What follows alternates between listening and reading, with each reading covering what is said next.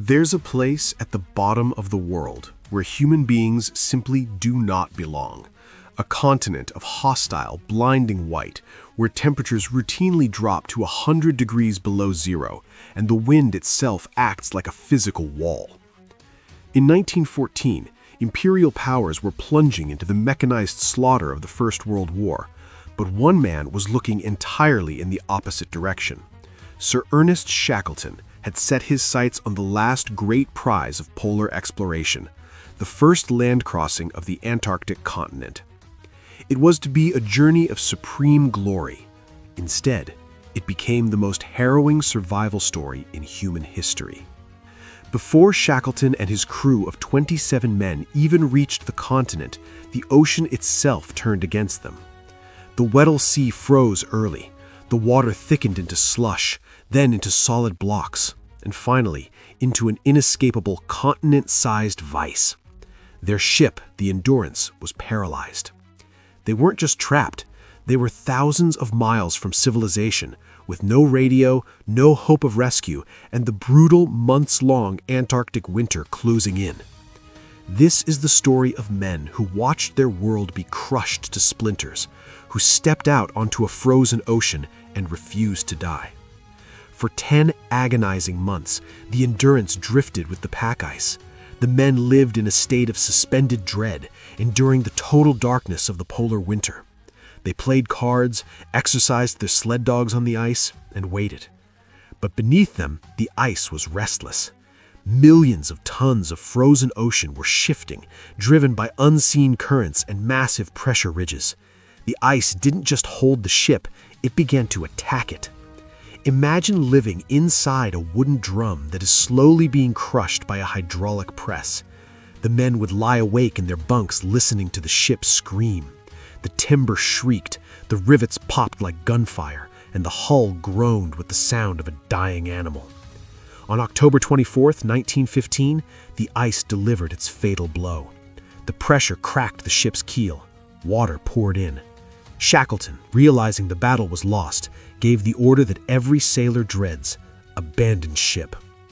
28 men stepped off the dying vessel onto the floating, unstable ice of the Weddell Sea.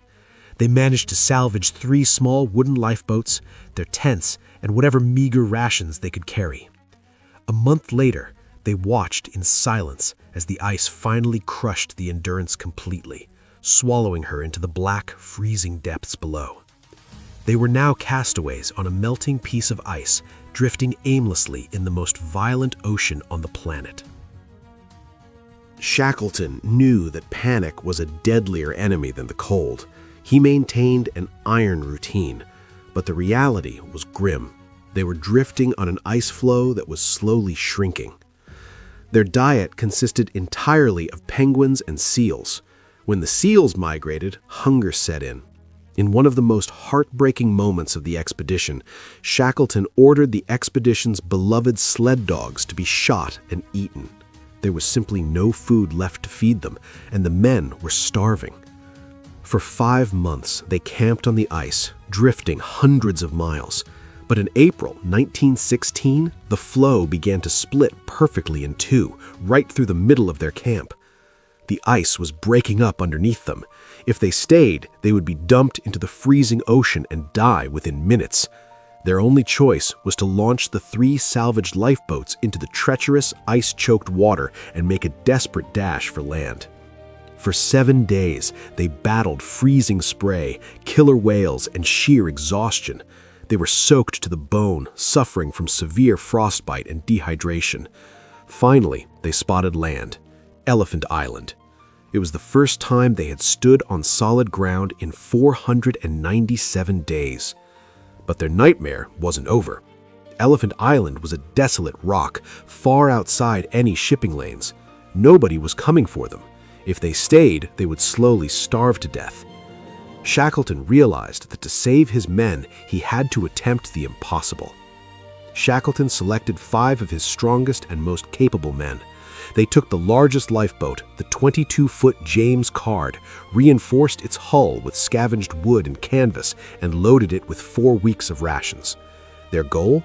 cross 800 miles of the Drake Passage, the most violent, unpredictable stretch of ocean on Earth, to reach the whaling stations on South Georgia Island. To navigate, their captain, Frank Worsley, had to stand in the pitching, violently rolling boat with freezing waves crashing over him and catch brief, momentary glimpses of the sun through the storm clouds using a sextant. A single degree of miscalculation meant they would miss the island and be swept out into the endless Atlantic. For 16 days, they endured a relentless hurricane. The waves were so massive they blocked out the sky. Ice formed on the outside of the boat, threatening to capsize them with its sheer weight. The men had to crawl out onto the pitching deck with axes to frantically chip the ice away, knowing one slip meant vanishing into the abyss. Against all odds, blinded by salt and crippled by thirst, they hit the shores of South Georgia Island. But the whaling stations were on the opposite side. Their boat was destroyed. They could not sail around. Leaving 3 men behind who were too weak to walk, Shackleton and 2 others began a 36-hour, non-stop march across the uncharted, glaciated interior of South Georgia Island. They climbed jagged peaks without sleeping bags, without tents, and only with a coil of rope and a carpenter's adze. They marched through the freezing fog, driven entirely by the knowledge that the lives of the men on Elephant Island depended entirely on them putting one foot in front of the other. When Shackleton and his 2 companions finally stumbled into the whaling station at Stromness, they looked like terrifying apparitions. The station manager, who had known Shackleton before the expedition, didn't recognize him. "Who the hell are you?" the manager asked. "My name is Shackleton," he replied. It took 4 separate relief attempts over 3 months to navigate back through the pack ice, but Shackleton finally returned to Elephant Island. As the rescue ship approached, Shackleton stood at the bow, counting the men on the beach through his binoculars. He lowered them, turned to his captain, and spoke the words that cemented his legacy. "They are all there, Skipper. They are all safe." Despite the loss of their ship, despite the ice, the freezing ocean, and the starvation, Sir Ernest Shackleton brought every single one of his 27 men home alive. It remains the greatest survival story in the history of human exploration, a testament to the absolute limit of what the human spirit can endure. This was the Courage Vault. True leadership isn't tested in the calm, it's forged in the absolute worst conditions on Earth. If Shackleton's endurance inspired you, leave a like and subscribe to the channel. Which act of historical defiance should we open the vault for next? Let us know in the comments. Keep the vault open.